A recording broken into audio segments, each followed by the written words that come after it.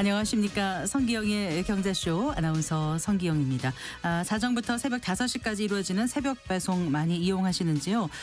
최근 택배 사회적 대화기구 회의에서 택배 노동자의 과로사 방지를 위해 초심야 시간대 배송 제한한 이후 노동계, 정치권은 물론 시민들 사이에서도 찬반 논쟁이 심화되고 있습니다.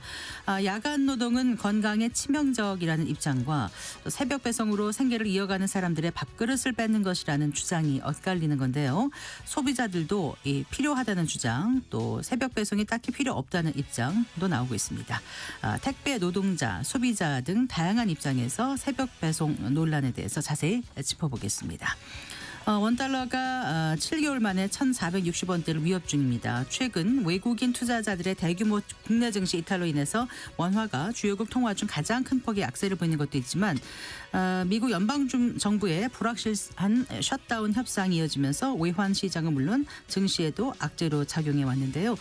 미국 역대 최장 기간을 넘긴 연방정부의 셧다운 사태가 앞으로 어떻게 펼쳐질지, 또 국내 증시에 어떤 영향을 미치게 될지 잠시 후에 자세히 짚어보겠습니다. 이 시간 유튜브로도 함께합니다.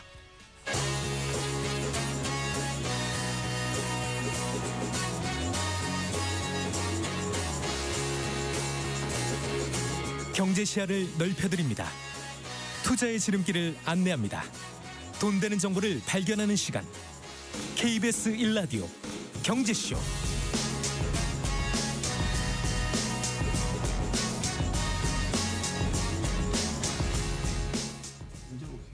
4시 7분입니다. 먼저 오늘의 주요 경제뉴스 정리해드리겠습니다. 경제뉴스 브리핑 손석우 경제평론가와 함께합니다. 어서 오십시오. 안녕하세요. 안녕하세요.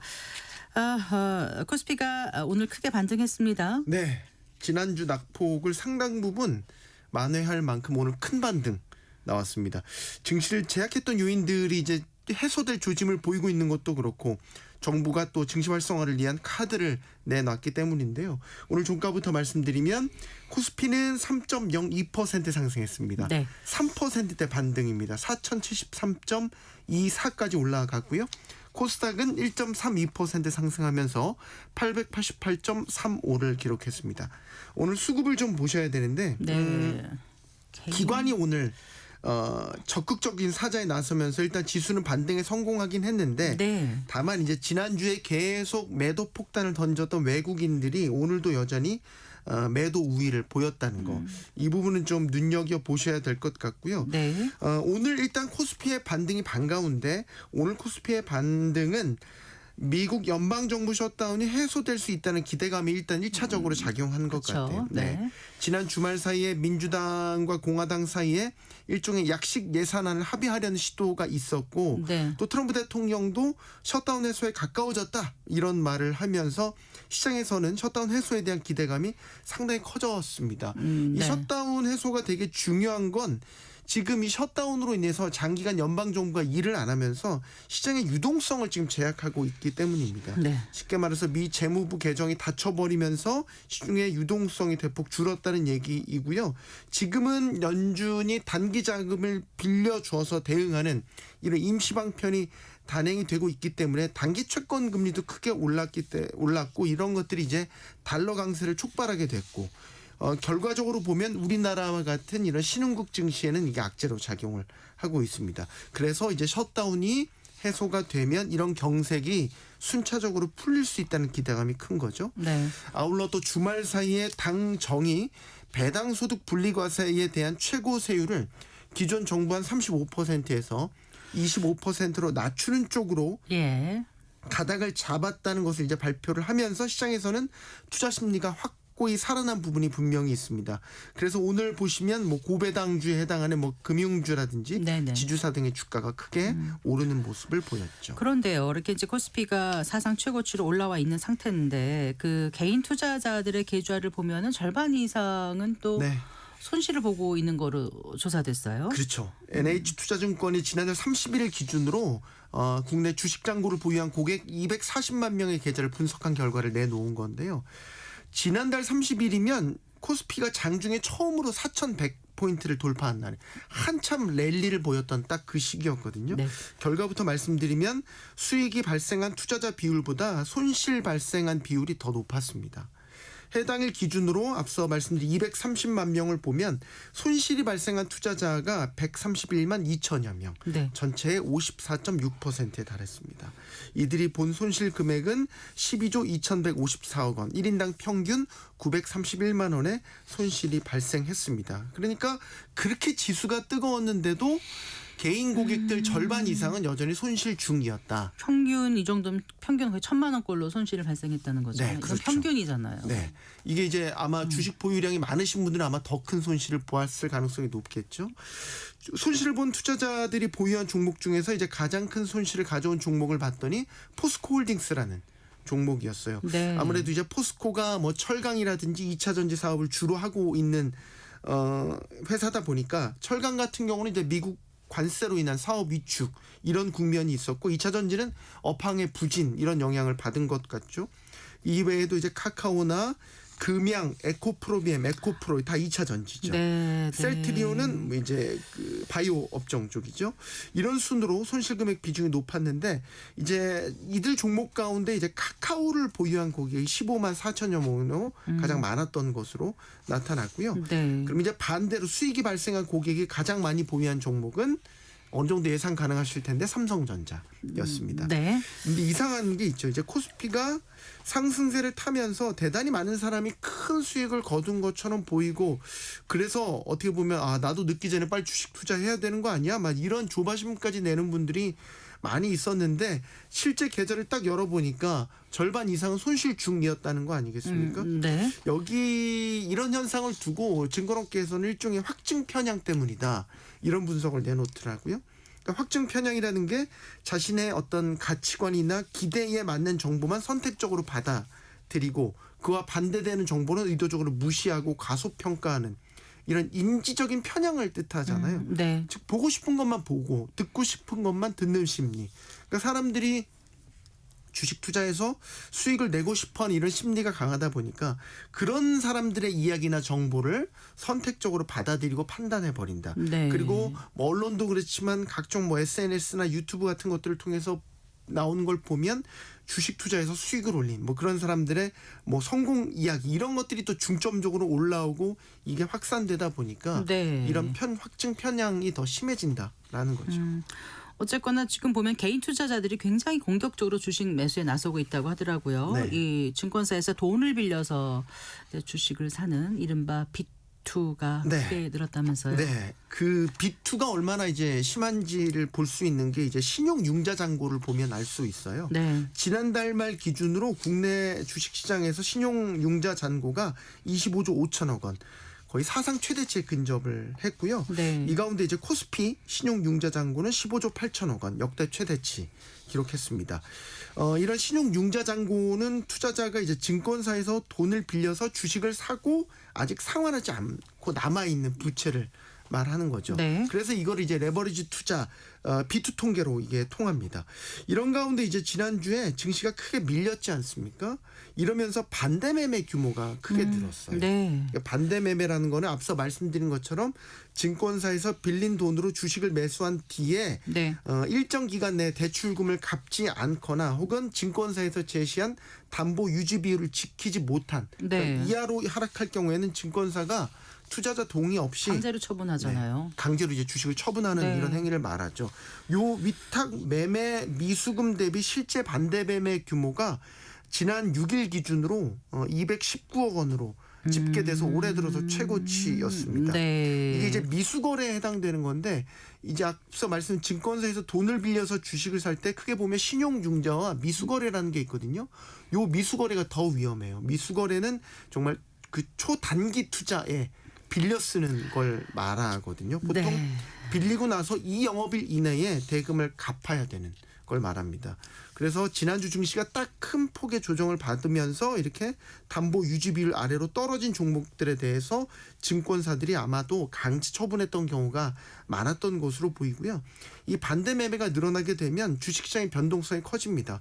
그리고 해당 종목에 투자한 투자자들은 손해를 더 크게 볼 수 있는 게 보통 반대 매매할 때 이제 시장가로 그냥 한꺼번에 다 청산을 해버려요. 네. 그러니까 투자자들 입장에서는 상대적으로 더 큰 손실을 볼 수 있는 거죠. 네. 자, 다른 얘기 좀 해볼게요. 어려운 교육 환경 속에서도 수출이 사상 최대 이어가고 있지만 이게 대기업 쏠림이 더 심화되고 있다면서요? 네, 그렇습니다. 국가 데이터처가 발표한 올해 3분기 기업 특성별 무역 통계를 보면요. 3분기 수출액 상위 10개 기업의 무역 집중도를 측정해 봤더니 40%였습니다. 이게 지난해 3분기와 비교를 하면 2.6%포인트 더 상승한 겁니다. 네. 2015년 관련 통계 작성 이래 가장 높은 수치입니다. 이 10대 기업의 무역 집중도를 하면 역시 삼성전자, SK하이닉스 같은 이런 반도체 기업들, 그밖에 현대차나 LG 같은 우리 흔히 알고 있는 상위 10개 기업이 전체 수출에서 40%를 차지하고 있다라고 보시면 되겠고요. 범위를 좀 더 확대를 해서 상위 100대 기업의 무역 집중도를 보면 67.6%로 0.2%포인트 오히려 하락했습니다. 이 얘기는 상위 10대 기업과 그다음 나머지 90대 기업 간의 수출 격차가 더 벌어졌다라는 것이고 네. 이 얘기는 이제 대기업 안에서도 그 안에서의 양극화가 또 진행되고 있다라는 것으로 해석을 할 수 있겠죠. 네. 기업 규모별로 보면 전체 수출액들이 다 늘었습니다. 대기업 수출액도 분기 기준 역대 최대 실적이었고요. 중견기업도 마찬가지고 중소기업 수출액도 두 자릿수로 증가를 했거든요. 그런데 이제 이게 빛 좋은 개살구일 수 있다라고 보는 게 전체 수출 기업 수는 한 4.5% 늘었어요. 그러니까 수출 기업 수가 늘었는데 그것과 비교하면은 전체 이게 이제 수출 우리 기업들이 느끼는 체감상의 수출 증대로 보기에는 어렵다라는 분석이 나오고 있고 네. 오히려 중견 중소기업들의 경우에는 환율 변동으로 인한 원자재 가격이라든지 이런 것들로 마진이 더 악화된 측면이 있기 때문에 일부 네. 대기업 실적이 좋다고 해서 이게 전체 경제가 좋아진 것처럼 볼 수 있다는 건 일종의 착실수 있다라는 거. 그리고 또 품목별로 보면 이게 반도체 수출 호황으로 이제 전체 실적이 개선된 측면이 강하기 때문에 네. 수출 이런 증가세가 경제 전반의 활력으로 이어지진 못하고 있다. 이런 지적도 나옵니다. 네. 자, 이재명 정부 들어서 세 번째 부동산 대책이었습니다. 10월 15일에 발표됐던 부동산 대책과 관련해서 통계를 누락했다 이런 논란이 지금 커지고 있습니까? 네. 이게 이제 11호 부동산 대책의 이제 핵심 내용이 이제 서울 전 지역과 경기도 12곳을 규제 지역으로 확대 지정한 것 아니겠습니까?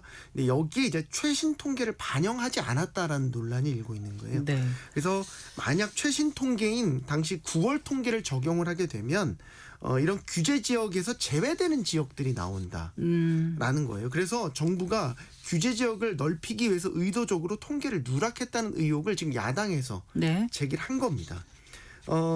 예를 들면은 투기 과열 지구 지정 요건을 보면 물가 상승률 대비 직전 3개월간의 집값 상승률이 1.5배를 초과해야 된다.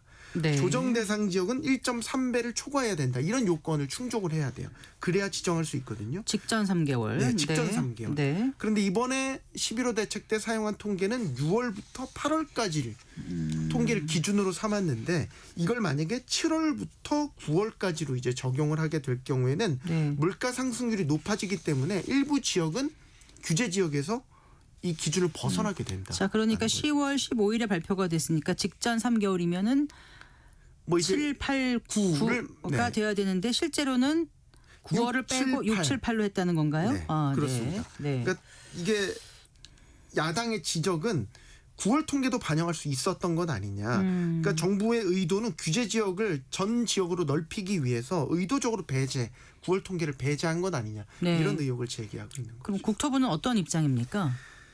일단 적법했다라는 부분을 강조를 하고 있습니다. 예. 그러니까 기준 주택 가격 통계 활용 부분에 있어서 주택법 시행령에 따르면은 만약에 지정 기준 충족 여부를 판단할 때 해당 기간에 대한 통계가 없는 경우에는 가장 가까운 월 또는 연도에 대한 통계를 활용할 수 있도록 규정돼 있는데 네. 이에 따라서 당시 이제 규제를 결정할 때 주거정책심의위원회에서 6월부터 8월 통계를 사용한 것은 관련 법령상 적법한 절차였다라는 네. 입장입니다.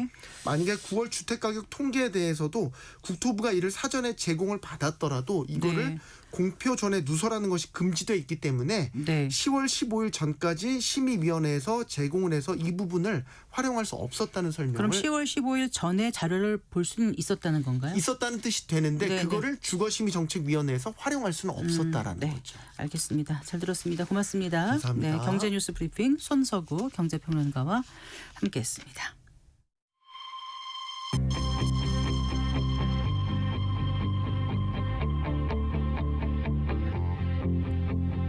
경제 전문가의 원포인트 레슨. 꼭 알아야 할 정보와 이슈를 알기 쉽게 풀어드립니다. 대한민국 경제 고수와 함께 투자의 맥을 짚는 KBS 일라디오 경제쇼. 진행의 성기영 아나운서입니다. 4시 21분입니다. 쿠팡이 그 국내 온라인 업계 1위로 자리를 확실하게 선점하게 만든 것이 총알 배송과 함께 새벽 배송일 텐데요. 최근에 이 새벽 배송을 두고 논란이 커지고 있습니다. 새벽 배송으로 과로사가 발생할 수 있어서 새벽 배송을 제한해야 한다고 민주노총이 제안한 이후에 이 이슈가 정치권을 넘어서 택배 노동자들 그리고 소비자들 내부에서도 이견이 지금 나오고 있는데요. 새벽 배송 논란 쟁점이 무엇인지 오늘 자세히 알아보겠습니다. 김성희 산업노동정책연구소장 스튜디오에 모셨습니다. 반갑습니다. 네, 반갑습니다. 안녕하세요. 네, 지금 그 쿠팡의 심야 배송 제한이 지금 논란이 되고 있습니다. 이 논란이 되게 된 이제 이슈가 되게 된 그 배경을 좀 말씀을 해주실까요?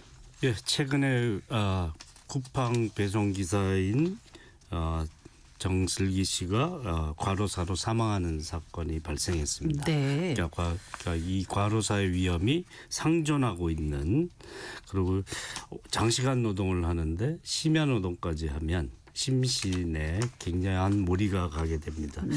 그 근로복지공단 발표로 고객님께서 일주에 74.24시간 일을 했고요. 12주 네. 동안 73.21시간인데 여기에 이제 심야 노동이 껴 있으니까 심야 노동은 사실 시간의 최소 30%를 가산해서 생각해야 되는 것이라서요. 네. 그래서 그런데 이 근로시간에 대한 제한 규정은 별로 없는 상태입니다. 근로기준법에 심야 노동 제한 규정이 없다는 말씀이세요? 그렇습니다. 뭐 주 11시간 이상 쉬어야 된다라는 서구의 기준도 작동하지 않고요. 주 40시간, 최대 52시간까지 일한다. 이것밖에 없고 네. 심야 노동을 하게 되면 50% 할증을 수당이요. 붙이게 돼 있죠. 네. 시간의 노동 수당, 초과 수당인데요.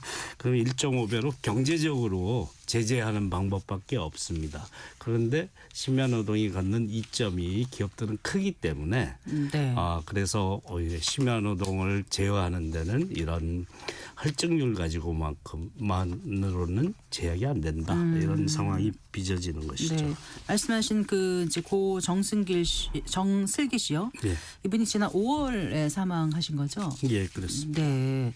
그럼 쿠팡 퀵플렉스 기사로 일해 오셨다고 이제 밝혀졌는데 그 5월 말에 그 이제 집에서 자택에서 지금 쓰러져서 병원으로 이송되는데 이제 숨진 거로 밝혀진 거잖아요. 예. 그럼 그 직전까지도 계속 그렇게 무리하게 그 근로를 한 건가요? 예, 보도에 따르면 카톡으로 개처럼 뛰고 있다 이렇게 표현을 하셨다는데요. 그러니까 우리 이제 배송하시는 분들 보면 총각을 dat해서 뛰어다니시잖아요. 정말 힘들게 일하시거든요. 예, 이게 낮에 근무하시는 분들 보면은 이렇게 엘리베이터가 열리면 예. 물건을 막 해놓고 위아래를 뛰어다니면서 그냥 땀을 뻘뻘 흘리면서 일하시는 거를 자주 목격하게 되는데 예. 이분은, 여름에는 덥고 너무 겨울에는 덥고, 춥고 예. 뭐 힘들죠. 그리고 네. 좀 장시간 일을 한다. 그다음에 심야 배송이 일상화돼 있기 때문에 네. 그런 점이 굉장히 위험한 상황을 자꾸 초래하게 되는 그런 일이 벌어지고 있죠. 네. 그래서 이제 이번 그 사건을 계기로 민주노총 택배 노조에서 이제 고정 심야 노동은 건강권을 침해하기 때문에 건강권 보호를 위해서 심야 배송 제한한다 이렇게 이제 주장한 거지 않습니까? 예, 예. 그 건강권을 보호한다. 이거에 대한 이제 근거가 어디 명문화된 게 있나요? 예. WHO 세계보건기구죠. 산하의 국제암연구소에서 심야 노동을 2급 발암 물질로 규정하고 있습니다. 네. 뇌 심혈관계 질환도 일으키고 또 그것뿐 아니라 수면 장애가 우울증으로 이어지는 정신 건강에 악영향을 주는 굉장히 위험한 발암 물질이라고 할 수 있죠. 네. 우리나라 과로사 규정에도 네. 고인께서 한 것이 이제 보다 20시간이나 낮은 건데 12주 동안 52시간 이상 일하면 네. 과로사에 해당한다. 그로 인해서 사망을 했을 경우에 네. 이렇게 명시하고 있고요. 국제노동기구죠. ILO에서는 야간 근로 협약 그리고 권고를 마련해 놓고 있습니다. 야간 근로에 대한 의존도를 줄여야 된다고 네. 제한의 필요성을 규정으로 담고 있죠. 그러니까 우리나라 과로사 규정에 12주간 동안 52시간 이상 일하다가 사망하면 그걸 과로사로 본다는 거예요. 근로복지공단에서 이제 과로사 판정을 하니까 네. 이에 해당하는지에 대한 판단을 하는 건데요. 네. 뭐 갑자기 많은 노동을 하거나 심야 노동이 거기에 끼어 있으면 또 그런 걸 감안하긴 하는데 네. 가장 첫 번째 규정이거든요. 네. 첫 번째 규정보다도 20시간 이상 일을 하셨던 거기 때문에 네. 이런 상황이 이제 이 한 분의 일이 아니라 대부분의 배송 기사들이 직면하는 문제라는 점에서 네. 심야 노동의 제한의 필요성은 공감을 가질 수 있다 이렇게 볼 수 있겠죠. 네. 근데 쿠팡이 지난해 하반기부터인가요? 휴게 시간 보장을 의무화한다면서 업무용 뭐 앱 셧다운 기능까지 도입했다고 하는데 실제로는 그게 유명무실한가 봐요. 예, 뭐 그런 한 4년 전에도 이런 명절 때 이제 배송 기사들이 일이 몰리는 때에 가장 교섭력을 가질 수 있지 않습니까? 그래서 그때도 사회적 합의를 한 적이 있는데요. 네. 그런 휴게 시간을 지키거나 일정한 노동 시간 이상을 일하지 않도록 하거나 이런 규정이 잘 안 지켜지고 네. 그뿐만 아니라 분류 작업이라고 네, 네. 택배를 분류하는 작업에 2.6시간 정도가 쓰이고 있고요. 매일. 네. 그다음에 이제 프레시백이라고 네. 신선식품 배송하는 네. 박스. 박스. 예. 그 회수하는데 0.9시간을 쓰고 있습니다. 그게 의무화되기 때문에 네. 실제 뭐 그에 대한 보상을 쥐꼬리만큼 하고 있기 때문에 사실은 실제 배송할 시간이 모자라는 거죠. 우리가 보는 배송만이 아니라 분류 예. 작업에도 벌써 3시간 가까이 드니까 예, 평균. 그거를 네. 이제 제외하자. 예. 그 작업에 대한 그 인원을 따로 확보해라 이렇게 얘기하는데 네. 그것도 지켜지지 않고 있습니다. 그럼 상하차 이런 거는 직접 택배 기사가 하시는 예. 것 같은데요? 해야 되는 경우가 많이 발생하는 거죠. 그러니까 네. 상하차 뭐 당연히 있는데 처음에 물류센터에서 출발할 때 네. 그 분류하는 작업부터 이제 자신이 해야 되니까 상하차는 네. 물론이고 네. 이런 그 지불되지 않는 공짜 네. 노동까지 같이 책임으로 붙어 있으니까 초장시간 노동을 조장하고 있다 이렇게 볼 수 있겠죠. 근데 민주노총 택배 노조에서는 그러면 이제 아까 말씀하신 그런 근거로 건강권 보호를 위해서 심야 배송 제한해야 한다라고 얘기를 하는데 실제로 쿠팡에서 이제 그 심야 배송하는 택배 기사분들 얘기는 또 반대가 꽤 있는 것 같아요. 예, 그렇습니다. 뭐 사람이 다양하기 때문에 또 10만 배송 기사가 있는데 다들 이제 반짝 일해서 심신이 힘들더라도 소득을 많이 얻는 걸 목표로 하는 사람들이 상당히 많이 있을 수 있습니다. 그래서 쿠팡 위탁 택배 기사가 속한 쿠팡 파트너스 연합이라는데 2,405명을 설문해서 93%가 심야 배송 계속하는 걸 찬성했다는데 지금 조금 전에 10만 배송 기사님이라고 예, 말씀하셨죠. 10만 중에 이제 퍼센트로 그러니까 2%. 우리나라 배송 기사분들이 10만이라는 말씀이세요. 쿠팡 소속만이 쿠팡 아니라 다 합해서 예. 그런데 이 정도의 설문이 이제 대표성이 있느냐 고민이 있기도 하고요. 근데 충분히 이해가 가긴 합니다. 근데 뭐 쓰레기 수거하는 것도 사실 산재 사고 많거든요. 교통사고가 굉장히 많습니다. 네. 그런데 심야 시간에 하지 않습니까? 네. 혼잡이 없고 사실은 배송이 가능한 시간대이기 때문에 그렇고 수입을 더 거둘 수 있고 네. 그다음에 이제 이 일자리라도 외에 그만한 일자를 구하기 힘들다라고 생각하시는 분들이 많기 때문에 네. 이걸 반짝해서 이게 수입을 거두는데 목표를 두는 사람들이 많을 수는 있지만 네. 이걸 대표성이 있다라고 정확한 설문이냐에 대해서는 좀 의문이 제기될 수 있다고 네, 생각합니다. 교통원잡 적고 엘리베이터 사용 편하고 수입이 좋고 주간에 개인 시간 활용할 수 있고 사실 예. 또 주간 일자리가 없다 여러 가지 이유로 지금 예. 그냥 제한하는 걸 반대하는 분들도 많으신 것 같은데 예, 밤이 없이 뭐 주간 시간 활용하는 게 바람직한지는 모르겠습니다. 글쎄요. 예. 그런데 이제 근본적으로요 심야 배송이 생겨난 걸 좀 한번 생각해봤으면 합니다. 그 이제 온라인 쇼핑의 과도한 경쟁의 일환으로 어떻게 보면 이제 쿠팡에서 심야 배송 만들어 낸 거 아닌가요? 예, 그렇습니다. 네. 그러니까 이게 과연 소비자들이 원해서 한 것이냐, 쿠팡이 그 선도 기업으로 올라서기 위해서 네. 이렇게 오히려 소비자의 기호를 만들어낸 것 아니냐 하는 측면이 있습니다. 그래서 이게 공급이 오히려 수요를 창출한 것 아니냐. 이게 오래된 해묵은 경제학적 명제인데 이걸 사실 업계 선도 업체가 하면 플랫폼이 하면 가능하다라는 것을 보여줬는데 네. 그 시장이 변한 거죠. 그리고 그러면 따라오는 경쟁 기업들은 다 그걸 추정할 수밖에 없고요. 네. 소비자들의 기호마저도 오히려 만들어낸 것이다. 네. 그래서 배송기사들만 삶의 리듬만 심야에 움직이게 하는 게 아니라 소비자의 삶도 사실은 따라서 급박하게 만든 것 아니냐. 네. 저녁 식사에 이후에 주문해도 새벽에 배송이 됩니다.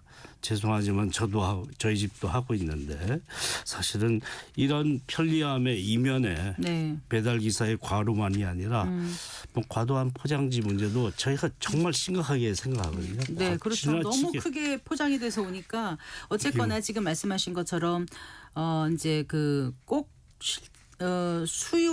수요가 있어서 예. 서비스가 생겼다기보다 서비스가 시작되니까 수요가 창출된 부분도 분명히 있을 것 같긴 한데 또 한편으로는 뭐 이제 맞벌이 부부들이라든가 시간이 없는 분들 또 이제 장보기 좀 힘든 노인분들 이런 분들이 편리하게 이용한다고 하는데 꼭 새벽 시간대에 해야만 되는가 이 문제가 또 다시 또 궁금해지긴 그렇죠. 합니다. 네. 초심야 시간을 피한다고 해서 해결이 안 되느냐. 네. 아침 7시 이전에 배송하는 대안도 제시하고 있기도 하니까 네. 초심야 노동이 사실 모두를 잠들지 못하게 만드는 사회로 막 가고 있는 거지 않습니까? 그것이 사실 사회적으로도 바람직하지 않은 현상이라고 생각하는데 안 그래도 장시간 노동하는 나라로 우리나라가 악명이 높은데 그러니까 밤에 잠까지 대부분의 사람이 안 자게 만드는 상황. 그다음에 과도한 소비를 유도하는 거지 않습니까? 이게 사실 지금 현재 뭐 지구 위기를 얘기하고 있는 시대에 바람직한지 네. 포장지만이 아니라 과다 소비 필요하지 않은 이런 소비를 유발하고 있는 것도 네. 쿠팡이라는 기업에게는 유리할지 몰라도 네. 사회나 지구에나 바람직하지 않다 생각합니다. 그러나 이제 민주노총에서는 노동자의 건강권 위해서 이 문제를 제기했는데 또 쿠팡의 심야 배송 문제가 이제 또 어떻게 보면 쿠팡 배송 기사분들의 생존권을 좀 흔들 수도 있는 노노 갈등으로까지 번지는 양상도 있잖아요 지금. 네, 그렇습니다. 네. 그러니까 그 쿠팡 기사들이 여러 사람들이 존재하니까 또 예. 상당수는 이제 더 뭐 반짝이라고 건강상의 위해가 오더라도 좀 더 많은 소득을 얻을 수 있는 데 주목하는 분들이 있습니다. 네. 근데 이게 배송기사 전체 건강을 위협하고 산재 사고를 굉장히 많이 일으키고 있고 그다음에 사회 전체적으로도 잠들지 못하는 사회를 만드는 게 바람직하지 않다라면 이거는 사실 개별적인 이익이 생기더라도 사회 전체적으로 그게 이익이냐에 네. 대해서 심각하게 판단해야 되고요. 그래서 언론도 이에 대해서 냉정한 태도로 이면을 잘 짚어줘야 된다고 생각하고 정부가 존재하는 이유가 바로 이렇게 이해가 엇갈리는 문제에 있어서 사실은 전체적으로 유익함이 무엇인지에 대한 판단을 하는데 네. 신중한 태도를 가지고 현명한 답을 내놓는 게 필요하다고 생각합니다. 근데 단일 기업으로 일자리를 가장 많이 최근 창출한 기업 중 하나가 쿠팡이라고 하더라고요. 특히 지역 청년들의 일자리를 좀 예. 마련한다든가 여러 가지 그런 또 이렇게 물론 보이지 않는 그러니까 이번에 나타난 그런 사고 외에 예. 그 순기능 같은 것도 있기 때문에 이게 참 팽팽한 것 같습니다. 논란이. 네, 언제적 기사에는 뭐 삼성전자보다 많이 고용하고 있는 기업이라는데 네. 그런데 사실 정직원은 몇 명이 안 됩니다. 네. 그리고 그 물류센터에는 정직원 일부에 무기계약직, 계약직 그리고 다수는 일용직입니다. 그리고 배송 기사들은 이제 노동자로 인정받지 못한 특수고용 종사자를 주로 고용하고 있는 거고요. 네. 그다음에 이제 대리점에 고용돼 있는 사람들은 더 신분이 열악합니다. 네. 이게 다층적 신문제로 운영하고 있어서 네. 고용의 양이 중요한 게 아니라 질은 너무나 형편없다라는 게 문제라고 할 수 있고 선도 기업이니까 업계 전반을 그렇게 고용 구조를 악화시킬 수 있는 질도 질이지만 당장 양이 절실한 그런 지역이라든가 취약계층 위해서는 또 사회적 안전망 역할도 한다. 이런 또 목소리도 예. 있더라고요. 청년 신규 채용도 많이 했다는데 네. 사실은 뭐 고용의 질의 문제는 있고요. 네. 산재 사고가 1년에 2,000건 이상 청년 노동자에게 발생했습니다. 쿠팡에서요? 예. 그래요. 물류센터에 일하는 네. 사람들이 대다수인데 예. 굉장히 많은 그 사람이 산재로 몰아가고 있는 회사 이런 데서 고용의 질도 안 좋은 양을 많이 창출했다고 해서 꼭 바람직하게 볼 것이냐에 대한 네. 심각한 문제를 생각해봐야 된다고. 이번에 쿠팡의 심야 배송 이슈가 커지다 보니까 이제 12년 전인가요? 그 현대자동차에서 밤샘 근무를 없앤 사례도 또 예. 주목받더라고요. 근데 단순 비교하기는 좀 어렵죠. 예, 그렇습니다. 소장님. 예, 복잡하죠. 너무 소비자 이해와 직결되냐 안 되느냐가 큰 차이가 있고요.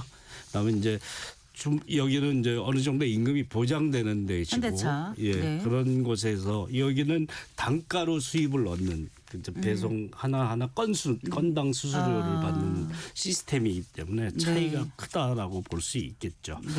그래서 소득 감소 뭐 이런 것으로 이어지기 때문에 이에 대한 보상을 할 것이냐인데 아까 말씀드린 대로 지불되지 않는 노동을 줄이고 그다음 초심야 노동을 줄이는 방식으로 네. 소비자의 필요도 어느 정도 충족하면서도 이런 건강상에 심각한 위협이 되는 네. 그런 노동은 좀 나의 자녀, 줄이는 나의 것. 가족도 그런 일자리에서 이제 일자리를 구할 수 있는 상황이 된다고 생각하면 다 같이 좀 뭔가 진지하게 좀 고민을 해봐야 될 것 같아요. 몇 사람은 그걸 원해서 한다지만 그걸 방치하는 건 사회가 할 책임이 아니다라고 생각합니다. 어쨌든 이런 문제는 사회적 합의가 필요하다고 하는데 실제로 이제 지금까지 말씀 나눈 택배 배송 기사의 건강권, 또 일자리 문제, 또 소비자 입장, 소비자 편익 이런 걸 생각하면은 어떻게 이걸 풀어갈 수 있을지 좀 해법을 예, 뭐 사회적 방향성이라도 합의를 말씀해 주실 수 했다지만 있을까요? 신사협정에 불과해서 구속력이 없어서 네. 그때 지나면 안 지키면 그만이었는데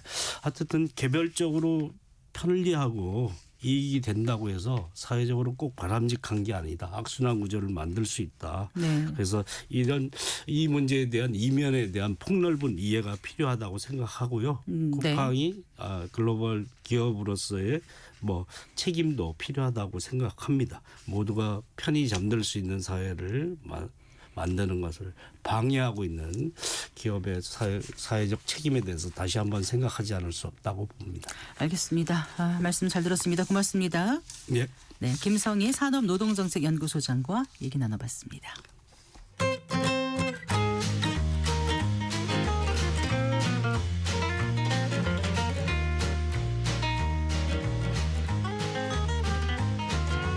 경제 맛집 투자 핫플. 지금은 돈 벌기 딱 좋은 시간. KBS 1라디오 경제쇼.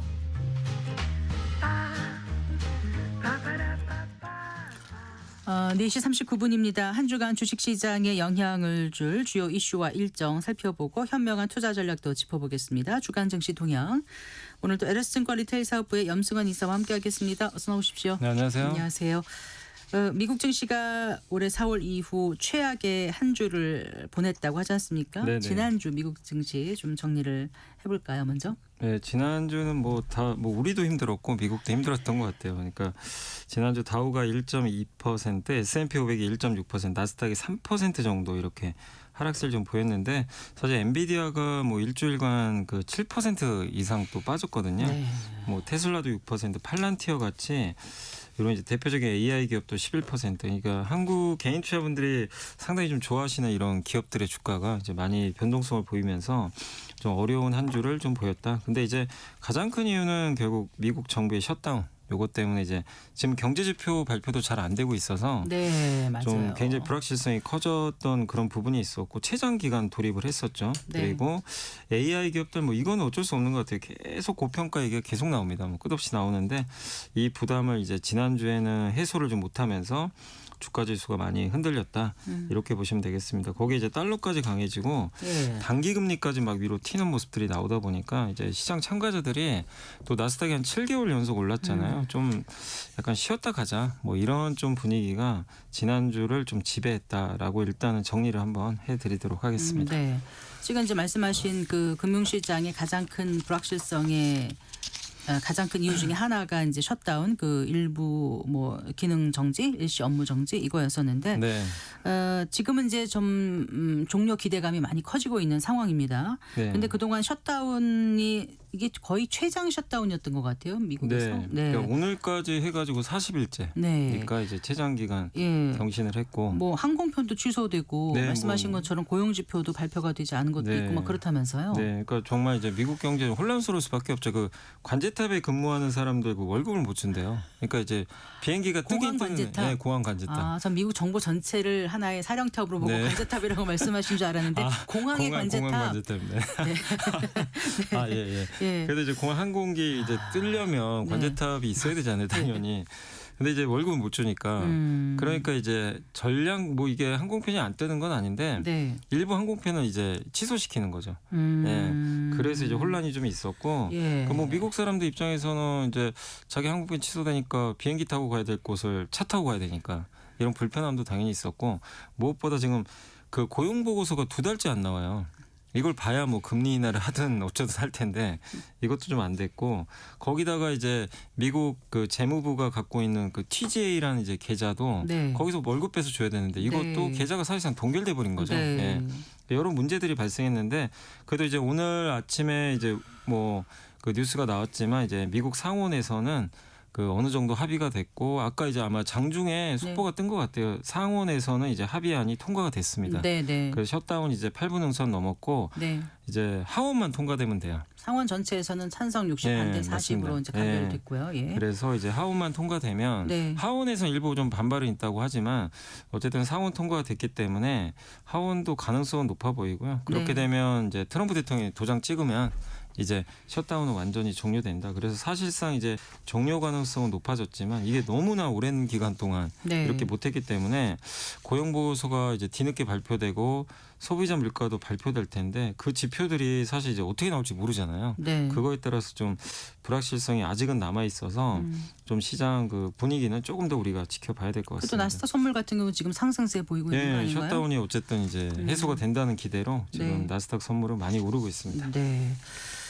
자, 그래요. 그 이제 어쨌거나 지난주 이렇게 미국 증시가 이제 부진한 상황이었고 우리도 아주 그냥 롤러코스터 장세였지 않습니까? 네네. 오늘은 이제 많이 올라서 네. 그래도 좀 이제 심리적으로 좀 안정은 됐습니다만은 이렇게 확 빠졌을 때 이제 이때 탈출해야 된다라는 의견도 꽤 네. 있었고 아니다 좀 기다렸다가 더 가는 걸 기다려야 된다 이런 이제 기대감 있는 목소리도 컸고요. 어떻게 판단하십니까? 그러니까 이제 미국 증시도 그렇고 우리나라도 그렇고 이게 의견이 좀 엇갈리는 것 같아요. 좀 이제 조심해야 되는 거 아니냐. 많이 오르기도 했고 다만 아직 뭐 끝난 거 아니다. AI 사이클 지속되니까 이번 기회를 좀 이용하자. 그래서 특히 이제 미국의 JP모건 같은 경우는 이번에 좀 지난주에 하락할 때 네. 고객들한테 매물 보내서 좀 사야 된다. 예, 이렇게 좀 메시지를 줬다고 합니다. 왜냐하면 여전히 경제 괜찮고 기업 실적 실제 좋았거든요. 미국 S&P 500 기업들의 실적들이 네. 상당히 좀 괜찮았기 때문에 이걸 좀 활용할 필요는 있다. 이렇게 그 매물 좀 보냈고요. 또 일부 또 투자은행 쪽에서도 뭐 많이 올랐기 때문에 실수는 있지만 이거는 건강한 현상이다. 거품에서 공기를 조금 빼내는 과정 아니냐. 그러니까 적절하다 이렇게 봤고 반면에 또 일부 일각에서는 이거 좀 많이 올랐고 지금 S&P 500 지수가 단기적으로는 좀 더 떨어질 좀 가능성도 있기 때문에 네. 좀 조심해야 되는 거 아니냐 이런 좀 부정적인 의견도 있고 또 국내 증시에 대한 시각도 약간 엇갈리는 게 네네. 많은 투자은행들이 외국계에서 우리나라 증시를 좋게 봐요. 대부분은 이제 좋게 보는 거는 정부 정책이 좋죠. 상법 개정이라든가 그런 부분들 또 이제 배당 소득 분리과세 최고세율을 이제 낮추려고 많이 하는 것 낮추려는 것 같아요. 그런 네. 것들은 이제 정부 의지가 강력하고 또 그 AI 수혜받는 우리나라 반도체 여전히 탄탄한 지금 그런 상황이니까 그런 걸 종합적으로 보면은 뭐 한국 증시 괜찮은 것 같다. 근데 이제 공통적으로 좀 안 좋게 보는 시각은 뭐냐면 네. 한국도 많이 올랐다. 그러니까 이제 비슷해요. 뭐가 문제가 있다 이런 것보다도 너무 단기간에 좀 주가가 많이 올랐으니까 밸류 부담 생겼다. 그래서 일부 이제 투자은행에서는 매도 의견 나온 경우도 있어요. 아, 그래요? 외국계에서는. 오. 예. 그래서 뭐 소수긴 한데 네. 일각에서 이제 그게 나오기도 했거든요. 그러니까 그게 제가 보니까 뭐 내용을 보니까 이렇게 나쁘다 이거보다 밸류 부담이 있다. 많이 올라서. 그래서 그런 밸류 부담 때문에 빠지는 거는 가격이 내려가면 좀 그 부담은 해소가 될 수 있거든요. 그래서 저도 뭐 생각하기로는 그런 부분 때문에 만약에 좀 시장을 안 좋게 본다면 그건 너무 걱정할 문제는 아닌 것 같다. 가격 조정 이미 또 지난주에 한 차례 또 나왔잖아요. 그렇기 때문에 저는 개인적으로 상승장은 끝나진 않았고 다만 11월 기준으로 봤을 때는 네. 조금은 좀 우리가 숨고르기 할 수 있는 부분들은 좀 염두에 두자 이렇게 좀 보고 있습니다. 미국 금리 인하에 대해서는 지금 시장 예측은 어때요? 미국 금리 인하는 그래도 12월이 좀 오락가락 하는데 네. 아직까지는 70% 정도가 네. 인하할 것 같다. 이렇게 좀 아하. 확률적으로 나오는데 왜냐하면 그 지난주에 이제 그 미국 정부가 발표 못하니까 그 민간 기관에서 챌린지라는 곳에서 네, 네. 발표한 고용, 부분에 네. 해고자가 3배나 늘었어요. 네, 1년 네. 전보다. 그러니까 지금 좋은 건 아니거든요. 그러니까 실제 고용 지표 나왔을 때 안 좋을 가능성도 배제를 못하니까 그래서 그 부분 때문에 일단 금리 인하 가능성은 아직은 높다. 이렇게 좀 판단하고 있습니다. 네. 자, 오늘 우리 주식시장 좀 정리를 해볼까요? 네, 오늘은 일단 이제 아까 말씀드린 셧다운 해소 기대감 요게 이제 작용해서 지난주 급락한 걸 딱 반을 만회해 버렸어요. 하루 만에. 그래서 오늘 코스피가 119.43포인트 48포인트 올라서 4073.24를 기록을 했습니다. 그래서 3% 넘게 급등을 해 버렸고요. 네. 코스닥은 조금 부진했습니다. 오늘 11.54포인트 888.35에 끝났는데 1.32%니까 확실히 코스닥은 좀 부진했고 코스피가 급등했는데 뭐 거의 전 업종이 좀 올랐다고 보시면 되겠고요. 사실 카카오랑 네이버만 조금 부진했어요. 근데 업종으로 보면 다 많이 올랐고 특히 이제 오늘 반도체도 굉장히 좀 큰 폭으로 올랐고 네. 그동안 좀 못 올랐던 그 석유화학 기업들 있잖아요. 네, 뭐 정유나 네. 화학주들이 턴어라운드 기대감으로 오늘 이제 크게 올랐고 또 타이어 업종 같이 좀 소외받던 이런 섹터들이 좀 많이 오르면서 전체적으로 코스피에 있는 대형 섹터들이 좀 많이 오르는 그런 현상을 좀 보였다. 그래서 오늘은 일단 주식시장 분위기는 지난주에 이제 충격을 좀 절반 정도 만회하면서 아주 좋은 분위기였고 다만 아직까지도 외국인들은 오늘도 팔았거든요. 많이는 안 팔았는데 네. 한 786억 정도 팔았고 개인 투자분들이 아마 지난주에 6조 이상을 아마 산 걸로 제가 알고 있는데 오늘 1조 3천억을 팔아버렸어요 또. 네. 그러니까 이제 올라오니까 좀 팔겠다 네. 이런 좀 분위기도 있어서 어쨌든 시장 전반적인 분위기는 오늘 좀 긍정적으로 좀 움직였습니다. 오늘 2차 전지주나 이런 건 어땠습니까? 2차 전지도 올랐는데 그렇게 네. 뭐 크게 오른 건 아니고요. 근데 이제 고르게 다 올랐습니다. 오늘 시장에서 반도체도 2차 전지도 이렇게 뭐 급등까지는 아니더라도 전반적으로 좀 양호하게 한 2, 3% 내외 정도로 지수가 오늘 3% 올랐으니까 네. 이렇게 지수보다 뭐 엄청 올랐다 뭐 그런 분위기는 아니었던 것 같습니다. 네.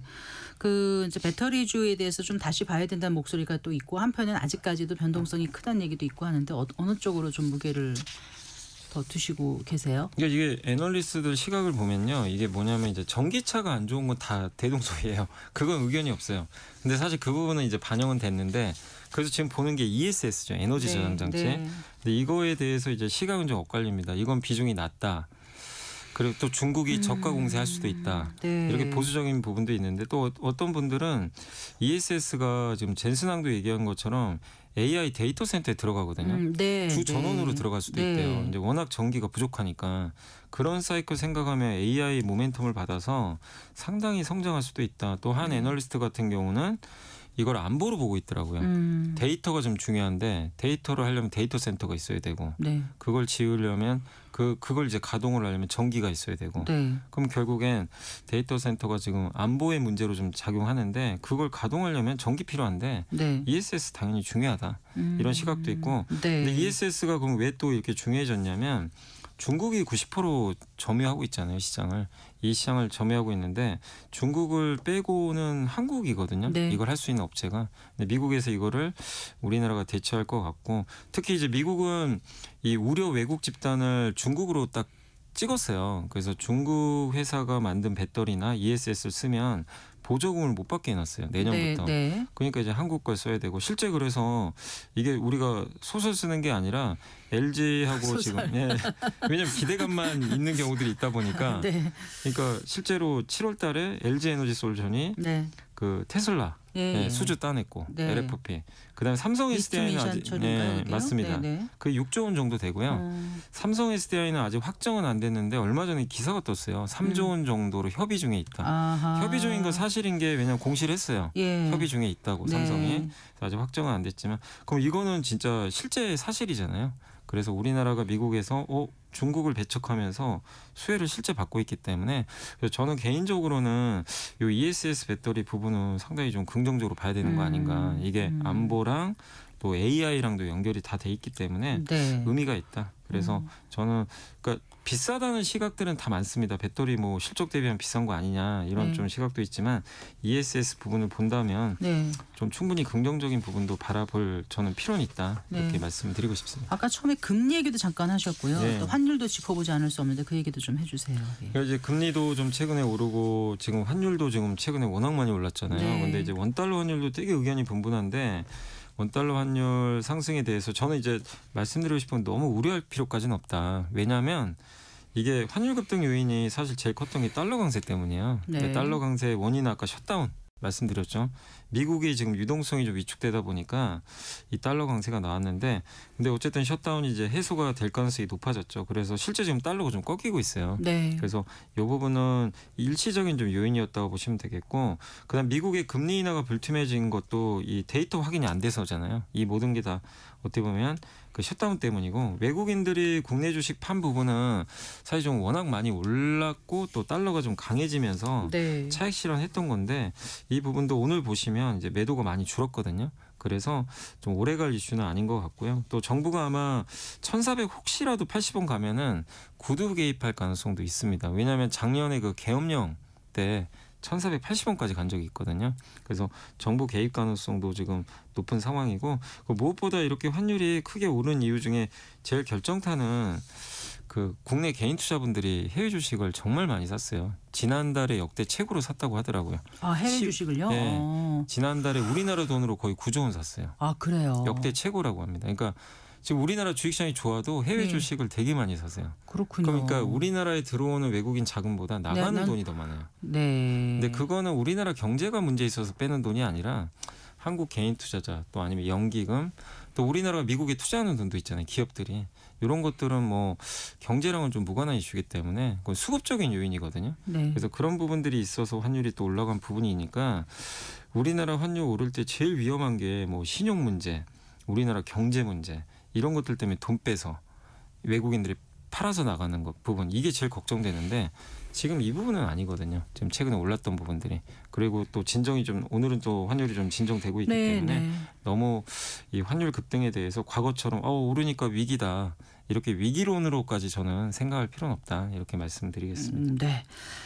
자 이번 주 주요 증시 일정 어떤 것들이 있을까요? 네, 그 이제 내일 같은 경우는 이제 한국의 수출일 데이터 그 11월 1일부터 10일까지 수출일 데이터 나오고 중국 최대 쇼핑 행사죠. 광군제 네. 행사가 열리게 되고요. 그다음에 네. 11월 12일 날은 JYP나 이제 폭스콘 실적 발표가 있고 13일은 이제 수학능력에 수능이에요. 있어서 이제 10시에 시작하죠, 시작하는 거 염두에 네. 두시고 미국 10월 소비자 물가 지수는 이게 셧다운이 해제돼야 제대로 나올 텐데 한번 좀 지켜봐야 소비자 돼요. 물가요, 생산자 물가요? 소비자 물가. 소비자 물가요? 그리고 네. 14일 날 이제 생산자 물가 나오니까 네. 이 지표들이 좀 제대로 나와야 될 것 같습니다. 알겠습니다. 잘 들었습니다. 고맙습니다. 네, 감사합니다. LS증권 리테일 사업부의 염승환 이사와 함께했습니다. 마칠 시간입니다. 성기영의 경제쇼 오늘 순서 여기까지입니다. 아나운서 성기영이었습니다. 고맙습니다.